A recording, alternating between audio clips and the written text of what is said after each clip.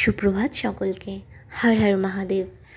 সকাল সকাল কালকে ভোর 5টার সময় বেরিয়ে পড়েছিলাম তারকেশ্বরের উদ্দেশ্যে।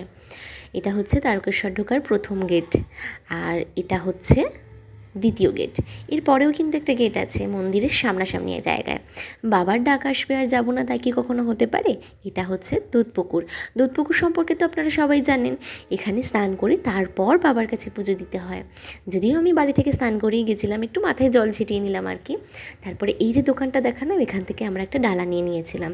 দিয়ে ঠাকুরমশাই খুব সুন্দরভাবে পুজো দিয়ে দিলেন।